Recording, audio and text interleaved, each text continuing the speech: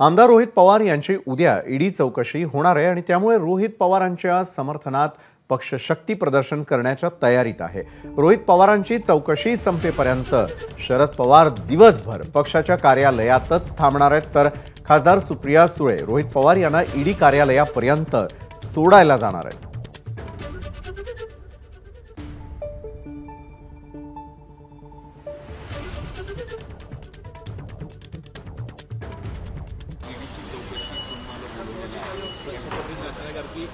सांगितलं जातं की पवार साहेब किंवा पक्षातील सर्व कार्यकर्ते नेते जे आहेत त्या ठिकाणी असणार आहेत आणि एक प्रकारे जे ईडी ज्या पद्धतीने कारवाई करते त्याला आव्हान दिलं जातं। एक तर कुठेही आव्हान देण्याचा प्रयत्न आपण ईडीच्या विरोधात करत नाही।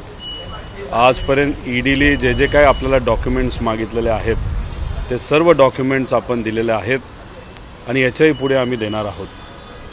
उद्या 24 तारखेला सकाळी 10-10:30च्या सुमारास तिथं मी जाणारच आहे आणि आदरणीय पवार साहेबांना काल जेव्हा मी भेटलो तेव्हा साहेबांनी सांगितलं की मी सुद्धा राष्ट्रवादी भवनला तिथे असणार आहे। शेवटी एखादा कार्यकर्ता जेव्हा मुद्दामून का होईना अडचणीत आणण्याचा त्याला प्रयत्न केला जात असेल आणि त्याच्या बाजूली आणि त्याच्याबरोबर आदरणीय पवार साहेबांसारखी एक व्यक्ती आपण ज्याला बाप माणूस म्हणतो ती जर असेल तर नक्कीच आमच्यासारख्या कार्यकर्त्याला एक हुरूप येतं। सुप्रियाताईसुद्धा उद्या आहेत आणि आम्ही कार्यकर्त्यांना विनंती केली की गर्दी करू नका। शेवटी आजपर्यंत जसं सहकार्य ईडीला केलेलं आहे तसंच सहकार्य उद्याही मी करेल आणि जे कुठले प्रश्न असतील त्या प्रश्नाला योग्य असे उत्तरं मी देईल। ईडीच्या माध्यमातून फक्त गेल्या काही दिवसांमध्ये जे व्यक्ती टार्गेट होत आहेत ते विशेषतः तुमच्याकडे तुम्ही आहात, तिकडे शिवसैनिकांकडे सुद्धा उंबरठा गटाचे अनेक लोक येत आहेत। पॉलिटिकल स्ट्रॅटेजीचा हा भाग दिसतो का आणि राजकीय दबाव निवडणुकीच्या आधीचे हे दिसून येते? एक तर याच्यावर मी बोलण्यापेक्षा तुम्ही हाच प्रश्न जर सामान्य लोकांना या महाराष्ट्रामध्ये केला, सगळ्यांचं हेच मत येतं की ईडीची कारवाई सुरू झाली त्याचा अर्थ इलेक्शन जवळ आलं। पण माझी केस जी आहे ती थोडीशी वेगळी आहे। माझ्यावर जी काही कारवाई नाही तर चौकशी सुरू आहे ती महाराष्ट्र कोऑपरेटिव्ह बँक या विषयाच्या बाबतीत आहे। याच्यामध्ये फक्त माझाच कारखाना आहे असं नाही, याच्याबरोबर 60-70 लोकांचे कारखानेसुद्धा नाही तर कंपन्या इन्वॉल्ड आहेत। मी उलटं म्हणेल, एक तर इतर जे कारखाने आहेत त्यांची केस माझ्यापेक्षा वेगळी आहे, माझ्या कारखान्याची केस थोडीशी सेफ आहे। पण राजकारण न करता मी एवढंच सांगेल की ईडीच्या माध्यमातून कोऑपरेटिव्ह बँकेच्या विषयाच्या बाबतीत जी काही कारवाई आज केली गेली आहे त्याच्यामध्ये ज्या ज्या लोकांचं नाव घेतलं आहे ते सर्व पक्षाचे आहेत। तुम्ही जर 2021 मध्ये आदरणीय अजितदादांनी मीडियाला जे उत्तर दिलं त्याच्यामध्ये दादा स्वतः म्हणतायत की 64 इतर कारखाने आहेत। या यादीमध्ये आदरणीय अजितदादांच्या मार्गदर्शनाखाली चालणारे सुद्धा कारखाने आहेत। पण मी दादांना आश्वासित करतो, इतरही सर्व पक्षाचे नेते ज्यांचे कारखाने याच्यामध्ये आहेत त्यांना मी आश्वासित करतो। काही लोक काँग्रेस आणि राष्ट्रवादीमध्ये होते, आज ते इथं नसून भाजपमध्ये आहेत, त्यांनासुद्धा आश्वासित करतो की या केसमध्ये माझंसुद्धा नाव आहे, मी चूक केलेली नाही। मी तर माझ्या बाजूने लढणारच आहे, याच्यातून मी बाहेर निघेल। पण मी बाहेर निघत असताना मी एकटा बाहेर नाही निघणार। मी तुम्हा सर्वांना या विषयामध्ये जे काय राजकीय द्वेषातून ही जे काय कारवाई करण्याचा प्रयत्न केला आहे ह्या सगळ्यांना बाहेर काढण्याचा प्रयत्न मी करेल। आणि एक अजून एक गोष्ट सांगतो, हे जे सर्व अधिकारी आहेत जे कोणी ईडीचे आहेत ते त्यांचं काम करतात। कदाचित त्यांच्यावर काही लोकांचं प्रेशर असू शकतं, त्यांच्या विरोधात मी बोलणार नाही कारण का ते शेवटी ते अधिकारी आहेत, ते त्यांचं काम करतात।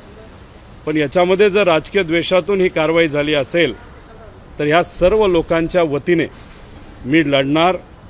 लोकशाही आणि कोणाचाही आवाज दाबण्यासाठी जर यंत्रणेचा वापर केला जात असेल तर मराठी माणसं कधी शांत बसत नाहीत, मराठी माणसं कधी पळून जात नाहीत, ते लढतात.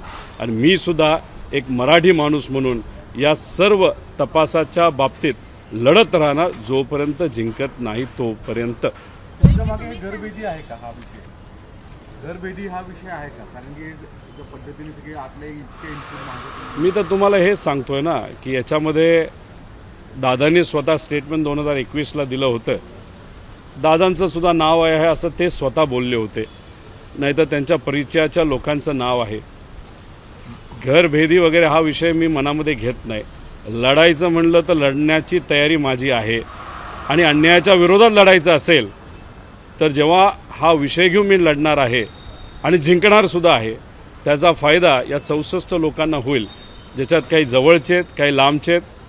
पण राजकीय द्वेषातून केलेली कारवाई याच्या विरोधात लढण्याची भूमिका आणि जबाबदारी एक महाराष्ट्रातला नागरिक म्हणून माझी आहे, आणि मी 100% लढणार आणि जिंकणारसुद्धा आहे. तुम्ही जी यात्रा काढली बेरोजगारी किंवा इतर मुद्द्यांवरती, त्या यात्रेला प्रतिसाद मिळाला, त्याच्यामुळे अशा पद्धतीने त्याच्यानंतरच तुम्हाला ही नोटीस आली आणि त्यामुळे चौकशीला असं सर्व कार्यकर्त्यांचं लोकांचं मत आहे.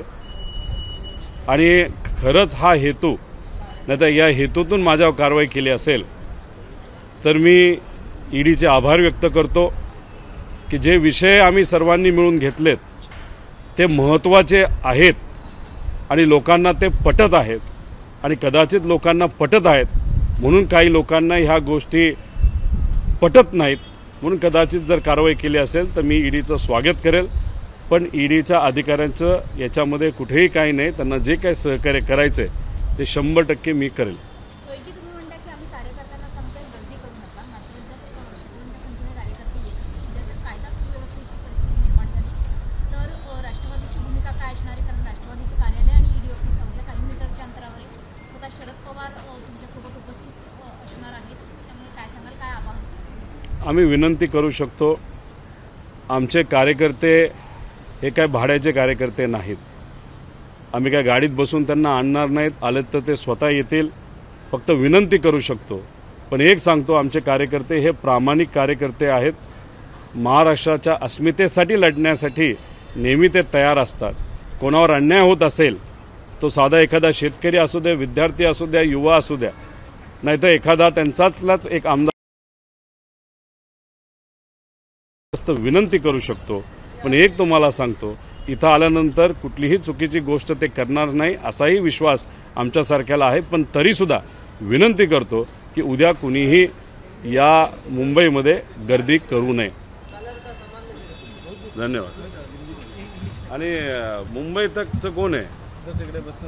अहो त्याला म्हणा खोटी बातमी लावली. 7 दिवस आम्हाला कुणीतरी विचारा ना, काय चर्चा आहे की आठवड्याचा वेळ दिला का? कोण बोललो विचारा, आम्ही सांगतो. मुंबईतली चुकीची बातमी लावली. जी चर्चा आहे की तुम्हाला 8 दिवसांची वेळ दिली आहे आणि त्याला उत्तर द्यायला तुम्हाला कुठेतरी दिवस मिळाला आहे, त्यात काय करताय? एका मीडिया चॅनलनी खरं तर ही बातमी लावली. आम्हाला ईमेल आलेला नाही, फोन आलेला नाही, मेसेज आलेला नाही.